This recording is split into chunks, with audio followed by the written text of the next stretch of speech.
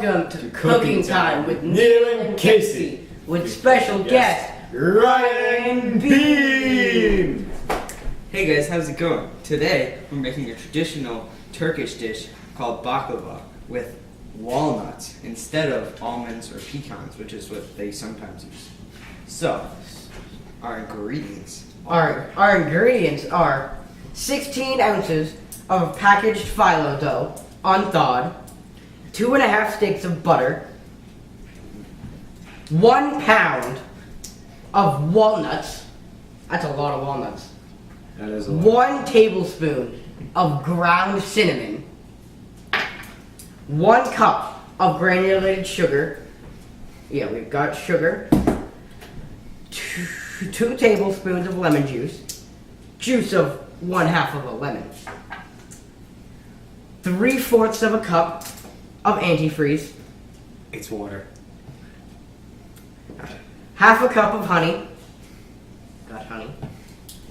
And then it's optional if you want melted chocolate chips and chopped walnuts to put on for a garnish. But you don't have to do that. Alright, so this is the prep that you're going to need. First, you're going to need to thaw out the phyllo dough to what the package says. So ours, we already thawed that out before we started. And we've also set it out for an hour before we've even started because it needs to be brought up to room temperature. Now, also dealing with the phyllo dough, we've already cut it to fit our 9x13 pan, which also for the prep you're going to have to butter. Okay, so in the interest of time, what we've already done is with this medium saucepan, we already put the honey and the sugar in. And we need, So now we gotta add our 2 tablespoons of lemon juice and our 3/4 of a cup of antifreeze. By antifreeze, we mean water. It's water. It's water. I don't want to say that. Alright, so now we're going to bring it to a boil over medium-high heat until the sugar is starting to dissolve.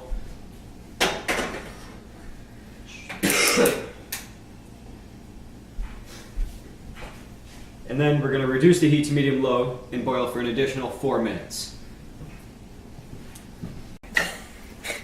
okay, so while this is boiling, or when it's about to boil, you're going to keep stirring it.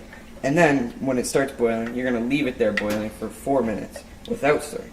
And when we're done, we're going to remove it and let it cool. But this is after the sugar dissolves. Alright, so now we're actually going to start making the baklava thing itself. So we are preheating the oven to 325 degrees Fahrenheit as we speak. But right now we're going to mix in the nuts with the cinnamon.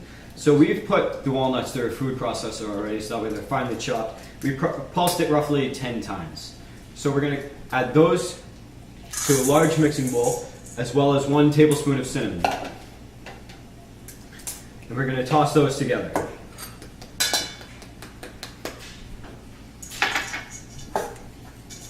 So we want to stir it.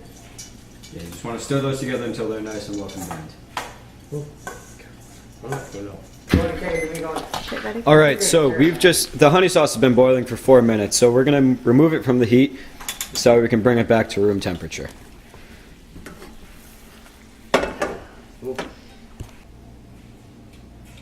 Okay, so now we have to put in 10 sheets of phyllo dough, one at a time.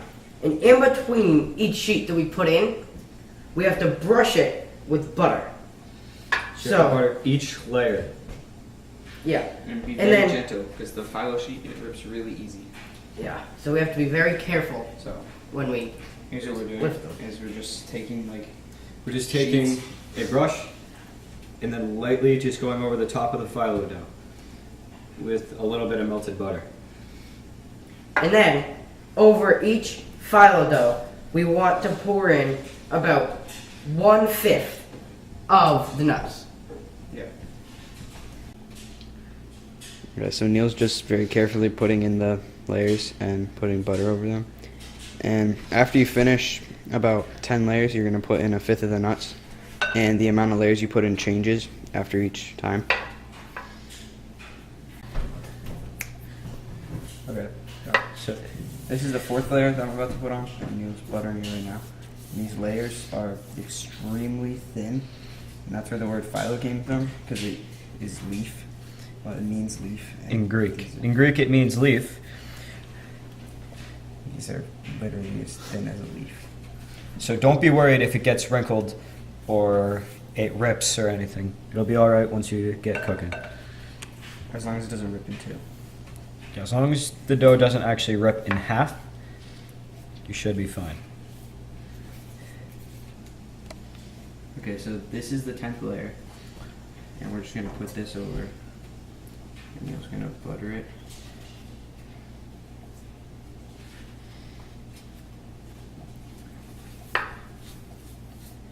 You want to make sure you get the entire dough when you butter it. You want to make sure you get the entire sheet.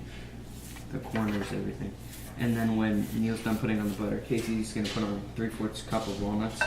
And then we repeat, but we bring it down to 5 next time. 5 layers, that is. Yes. 5 sheets. Okay. So just sprinkle it on. Drizzle the chocolate. We'll have time for that later. You missed the middle. Oh, I ran out? Yeah. Then I had more nuts left. Alright, so now me and Ryan are just going to spread all this out so we get about an even coating across the entire dough. Looks good.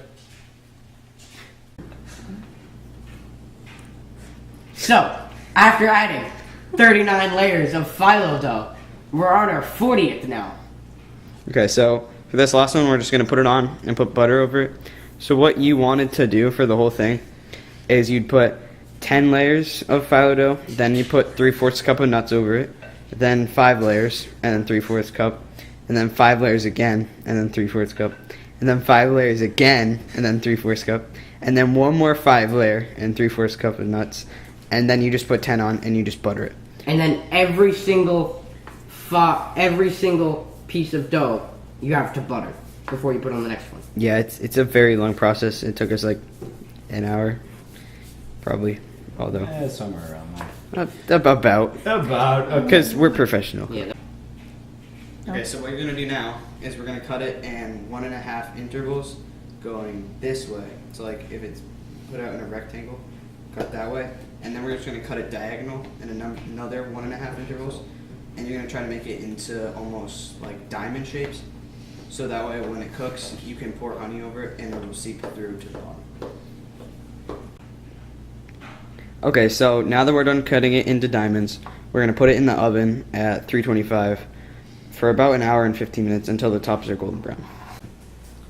Okay, so while we're waiting for the baklava to finish cooking, we're going to tell you guys some fun facts and then we're going to move on to regional variations. Alright, so the baklava was almost a precursor to the German strudel. It was brought to Europe and to Hungary specifically by the Turks in 16th century. National Baklava Day is on the 17th of November every year.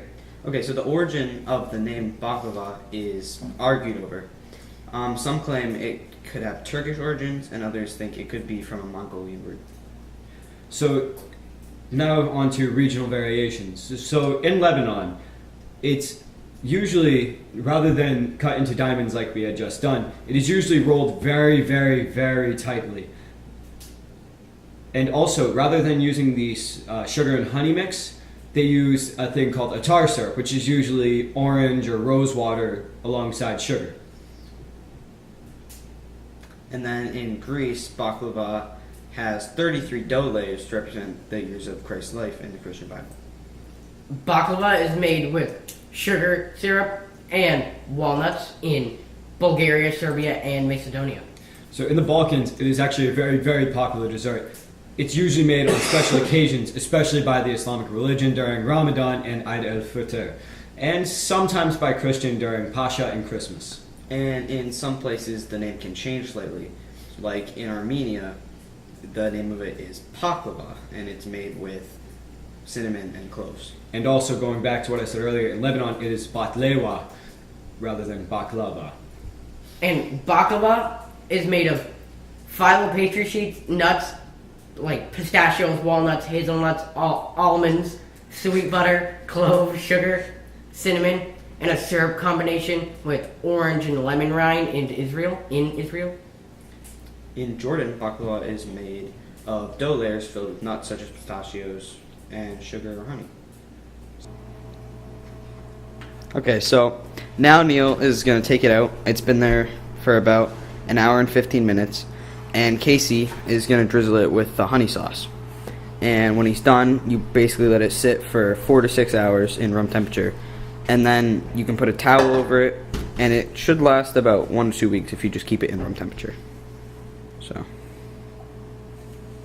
Casey's going to start drizzling.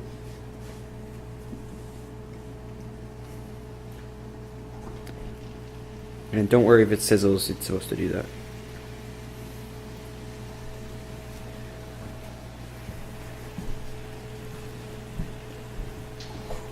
No chance. Don't forget all the corners and edges. Yeah, don't make sure to get all the corners and ends when you're putting it on.